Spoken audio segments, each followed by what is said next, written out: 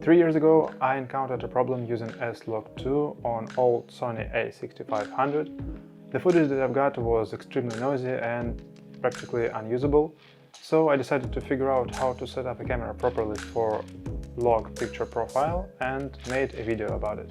I noticed that this old video is constantly gaining views, but I was running some points, so I think it's necessary to correct those mistakes. First of all, let's figure out why you need to use log picture profile. I'm a Sony user, so I'll be talking about S-Log, but all camera manufacturers have implemented log picture profiles in their cameras.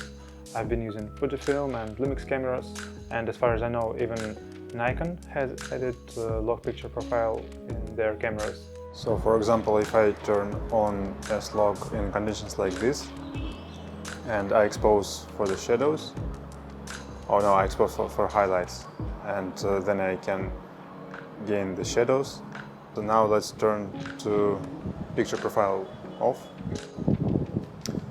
And this is picture profile off. The background is blown away, so I need to adjust the ambient filter like this. I expose for highlights, and I'm not sure if I'll be able to gain the shadows in post. Many guys here on YouTube mentioned that the basic rule to use S-Log is to overexpose. But this is the most common misconception. You simply cannot monitor this correctly because you cannot rely on ZBR, you cannot rely on histogram, and on-camera display on Sony cameras is awful for this.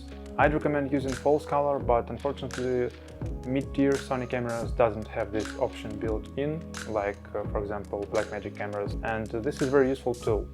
Of course, you can get an external monitor for this, but it requires additional grip, cable and extra space in your camera bag, and of course a good external monitor costs additional money. It's better to use something that is always in your pocket. For example, there is an app called Monitor Plus. Unfortunately, you can unlock all the functions only in the paid version, but it costs way less than the cheapest Chinese monitor from some online store. Now let's have a look at the app itself. I have turned on false color filter and the camera is in picture profile off in Rec 709. As you can see, overlay filters in Monitor Plus app are similar to editing software filters. For example, you can compare it to DaVinci Resolve false color filter. And false color shows the brightness scale where 0 stands for black and 100 stands for white. False color also helps you to expose correctly for the skin tone, which is extremely important if you have people in the frame. As you know, in Sony cameras, when you turn on log picture profile, you also need to turn on Gamma Display Assist to be able to see the real picture. And in Monitor Plus app, you can convert log image into the normal one for preview by using LUT overlay filter. The general rule for false color is to keep the general exposure in the 10 to 90 range and the subject skin tone exposure at 60 to 70. This way you can get the best possible image. I hope this video was helpful. If you have any other questions, feel free to ask them in the comments.